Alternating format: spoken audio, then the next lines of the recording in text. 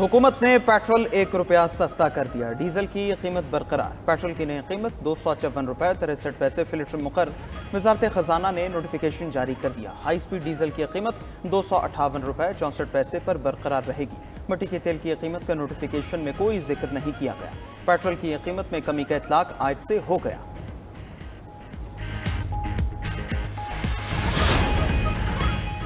दहशतगर्द चाहते हैं हम कुदरती वसाइल से फ़ायदा न उठाएं। पहाड़ों के अंदर खरबों डॉलर के ख़जाने हैं। कुदरत ने हमें मादनियात की दौलत दी है। इन वसाइल को इस्तेमाल करके हम अपने कर्जे ख़त्म कर सकते हैं। मुल्क खुशहाल हो सकता है। वज़ीर-ए-आज़म शहबाज शरीफ का रब्बे ज़ुल जलाल का एहसान। पाकिस्तान की तकरीब से खिताब। कहा दहशतगर्दी के खिलाफ सबको मुत्तहिद होना होगा। कुछ अनासर अपने मफाद के लिए तकसीम पैदा करके मुल्क के इस्तेहकाम को दाव पर लगा रहे हैं। ऐसे अनासर को आने वाली नस्लें माफ़ नहीं करेंगी। मुल्क की मफाद पर अपनी ज़ाती ख्वाहिशात को कुर्बान कर दिया। जिनको मुल्क की तरक्की खुशहाली गवारा नहीं, वो पाकिस्तान के दुश्मन हैं। जानते हैं दहशतगर्दों को माली मदद कहाँ से मिल रही है। दहशतगर्दी के ताने बाने दूर तक मिलते हैं। तफरीक और मजहबी मुनाफरत मुल्क के लिए दी गई कुर्बानियों की नफ़ी है। इत्तेहाद और इत्तेफाक से ही दहशतगर्दी के नासूर का खात्मा करेंगे। जाफर एक्सप्रेस हमले के जिम्मेदारों को दुनिया के सामने बेनकाब करने का फैसला। वज़ीर-ए-आज़म शहबाज शरीफ की ज़ेर सदारत गुज़िश्ता रोज़ हुई बड़ी बैठक में अहम फैसले किए गए। सिविल और अस्करी क़यादत चारों सूबों बाशमूल आज़ाद कश्मीर और गिलगित बल्तिस्तान का दो टोक मौक़िफ़।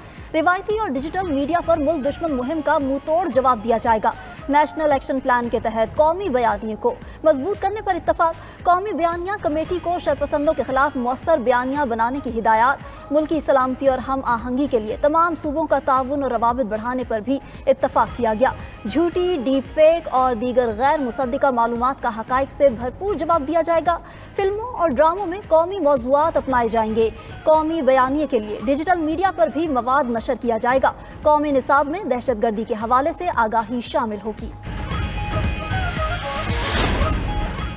क्लाइमेट फाइनेंसिंग के तहत पाकिस्तान को 1.3 अरब डॉलर मिलेंगे।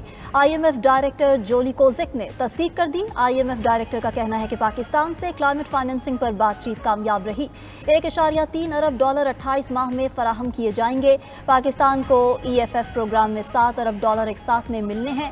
पाकिस्तान के लिए नई किस्तों का स्टाफ लेवल मुआहिदा 25 मार्च को हुआ। कामयाब जायजा मुज़ाकरात के बाद पाकिस्तान को 1 अरब डॉलर की किस्त जारी की जाएगी।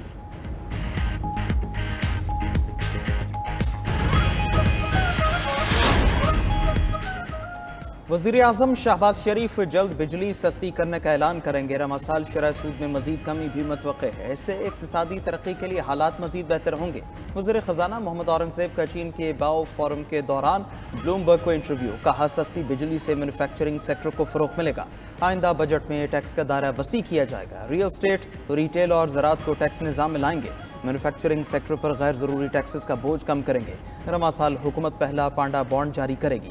युआन बॉन्ड की मालियत 200 से 250 मिलियन डॉलर के दरमियान होगी। हुकूमत की तवज्जो मईशत को बेहतर बनाने पर मरकूज है।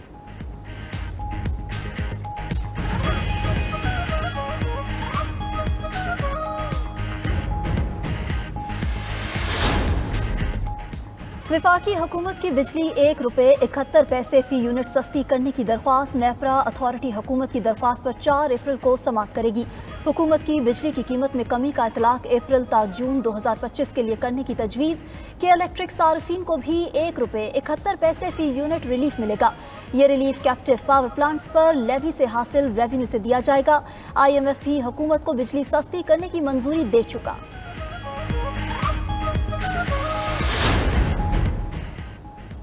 इस्लामाबाद हाई कोर्ट में केस ट्रांसफर पर नया तनाज़ा खड़ा हो गया। जस्टिस बाबर सत्तार की केस सुनने से माजरत। कायम मकाम चीफ जस्टिस सरफराज डोगर ने जस्टिस बाबर सत्तार के बेंच को ही केस सुनने का एडमिनिस्ट्रेटिव ऑर्डर जारी कर दिया।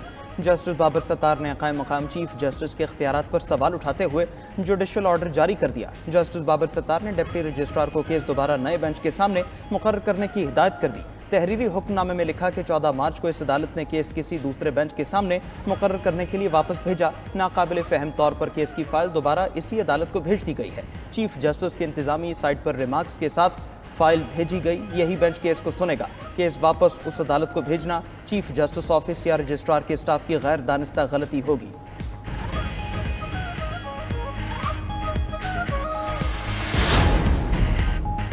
इंसदाद दहशतगर्दी अदालत रावलपिंडी में बानी पीटीआई की 2 दरख्वास्तों पर समाअत। एटीसी के जज अमजद अली शाह ने बानी पीटीआई की दोनों दरख्वास्तें मंजूर कर ली। बानी चेयरमैन को किताबें फराहम की जाएं, ईद से पहले मुलजिम की बच्चों से फ़ोन पर गुफ्तगू भी कराई जाए। अदालत की जेल सुप्रिटेंडेंट को हिदायत। बानी पीटीआई के वकील ने GHQ हमला केस में मुतफर्रिक दरख्वास्तें दायर कर रखी थी।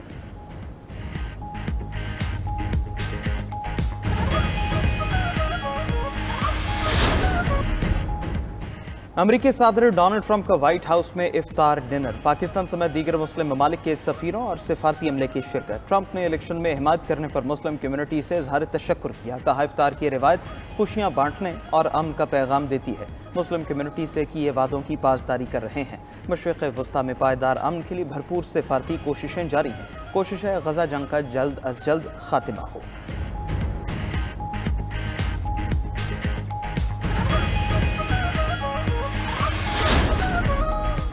अमरीका से तमाम ताल्लुकात ख़त्म कर दिए। कैनेडियन वज़ीर आज़म मार्क कार्नी का ऐलान। कहा, अमरीका के साथ गहरे इक़्तिसादी, सिक्योरिटी और अस्करी ताल्लुकात का दौर ख़त्म हो गया। सदर ट्रंप ने अमरीका के साथ ताल्लुकात को मुस्तकिल तौर पर तब्दील कर दिया। ये दोनों ममालिक के दरमियान मौजूदा तजारती मुआहिदों की खिलाफ वर्जी है।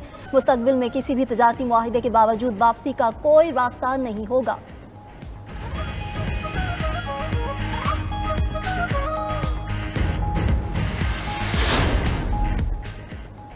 यौमुल कुद्स पर भी इसराइल की दहशतगर्दी से गजा खून में नहा गया। सेहूनी फौज के हमलों में हमास तर्जुमान समेत 40 फ़लस्तीनी शहीद।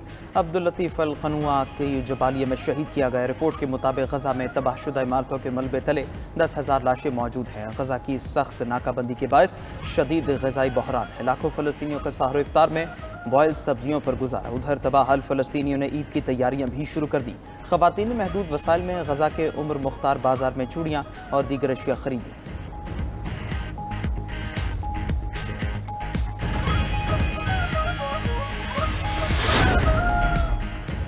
म्यांमार में 7.7 शिद्दत के ज़लज़ले से क़यामत सुग़रा बरपा। इमारतें और पुल ज़मींबोस होने से 140 अफराद हलाक हो गए। म्यांमार हुकाम के मुताबिक ज़लज़ले से 732 अफराद ज़ख्मी हुए।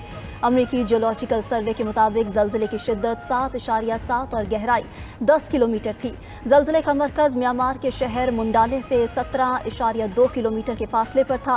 ज़लज़ले के बाद शदीद आफ्टर शॉक्स भी महसूस किए गए। म्यांमार की फ़ौजी हुकूमत ने मुतासिरा इलाकों में हंगामी हालत नाफिज कर दी। बैंकॉक और थाईलैंड में भी शदीद ज़लज़ले के बाद अफरा तफरी, लोग दफातर घरों से बाहर निकल आए। गैर मुल्की मीडिया ने जानी नुकसान का खदशा जाहिर कर दिया। भारत में मगरबी बंगाल, बिहार, झारखंड में भी ज़लज़ले के झटके महसूस। अमरीका इसराइल मुखालिफ मुजाहरों पर बदला लेने पर तुल गया। मज़लूम फ़लस्तीनियों के हक़ में बोलने वाले तलबा के खिलाफ क्रैकडाउन। वज़ीर ख़ारजा मार्को रूबियो ने 300 से ज़ायद गैर मुल्की तलबा के वीज़े मनसूख करने की तस्दीक कर दी। तर्जुमान महकमा ख़ारजा के मुताबिक तुर्क तलबा रोमेसा का वीज़ा फ़लस्तीनियों की हिमायत में मज़ामीन लिखने पर मनसूख किया गया।